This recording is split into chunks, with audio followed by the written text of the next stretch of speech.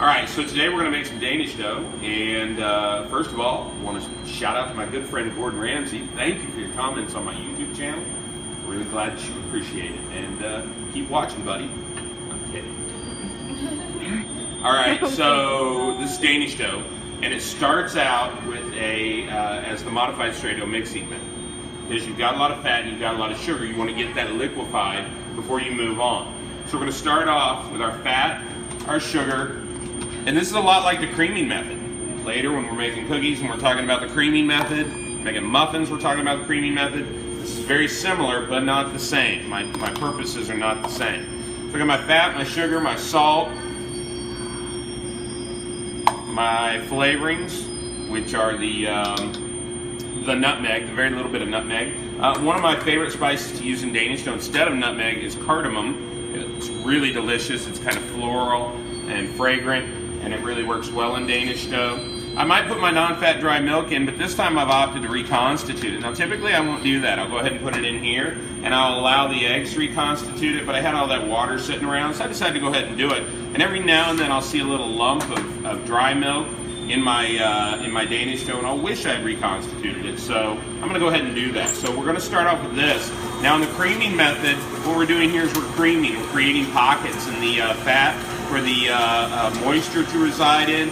Here, we're just trying to make an even mixture. It's not really the same, but it looks very similar. We want it fairly smooth. We want all that sugar cut into all of that fat. Okay, and then we're going to add these eggs. We're going to add those kind of slowly, because we want to change the texture of what's in our mixing bowl slowly. Now ultimately what's in our mixing bowl is going to look like somebody threw up in the mixing bowl. It's more egg than this little bit of fat and sugar will hold, so it will not emulsify. I suppose you could get it emulsified, but it doesn't do you any good either way too. All the time you would spend trying to emulsify it, you could have been long done. So we're going to add our eggs kind of slowly, and since they're not whipped, that's going to be hard because they're going to want to jailbreak. But what we want to do, again, is change that fat and that sugar and all those ingredients to a liquid. And that has to happen slowly. If we try to do that too fast, we're going to get big chunks of fat. And our goal here is to get those ingredients liquefied so that they evenly incorporate with the dough rapidly, limiting the development of gluten. Now this is a yeast dough, so there is going to be gluten, but we want to limit its effect because we want this dough to be tender. And the fat is going to do that. The fat's going to really help keep this dough from overdeveloping. Alright, here we go, half an egg. Nope, whole egg. That's alright though, because I'm already in pretty good shape. It's very liquid down in the mixing bowl. And we'll get that last egg in there at this point. And if you want to take a look down in there, it is not attractive. It's broken. That is definitely a curdled emulsion. If we were going for an emulsion, we would have failed miserably at this point. Now, since I've got my milk powder in my water, I'm going to go ahead and add this too. I mean, it can't look much worse. Well, it can, and it's about to when it gets all this liquid. Shut down my mixer a little bit. I'm going to stop at about the 3/4 point just to make sure that I don't have any milk stuck in the bottom, and on we go. Now, we're done with the paddle. So we're going to shut off the mixer, clean off the paddle. We got a little bit on there, but it's all pretty chunky, and it's smooth chunky. It's not like big hunks.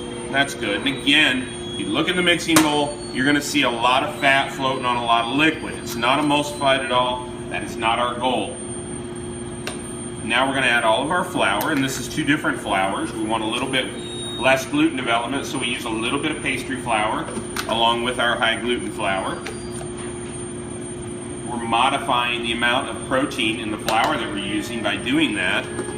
We like a little bit of structure with our bread flour, or high gluten in this case. We call it high gluten, but it's really bread flour. The protein content is such. These ingredients are cold. Our water for our milk was cold, and that's going to keep our dough cold. And that's important because this dough has to work for a while, and it also has to sit overnight. Danish dough, once you finish the process of rolls and folds, it's going to be, the yeast is going to be quite active, and you need to keep that slow. And so keeping our ingredients cold is going to do that. Now here we have our reconstituted dry active yeast. It's really foamy. It's coming to life really, really well. So we're going to add that, and sometimes I'll pour it over the spoon just to make sure it doesn't knife down through the flour and get to things that are going to hurt it. I don't want that. All right, since this is one of what they call the laminated doughs, where we're going to roll in fat, okay, we're going to underdevelop it because we're going to do more of our gluten development on the bench than we do in the mixer. So we're going to start off with our dough hook at this point. We started with the paddle, now we're back at the dough hook. A little bit of fat there. Okay, we're going to start on slow speed. We don't want it throwing everything out at us.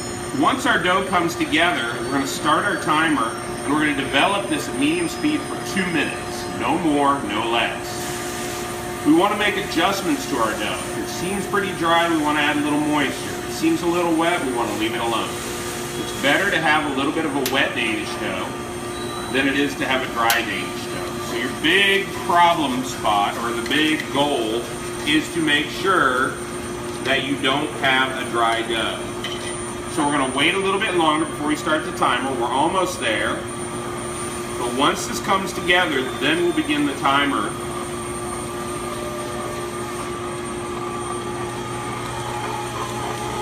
Like right about now. And for 2 minutes, I'm going to let this develop. Now I'm looking a little dry at this moment. Thinking I'm going to splash a little water in there. I'm going to use that to rinse out my yeast container.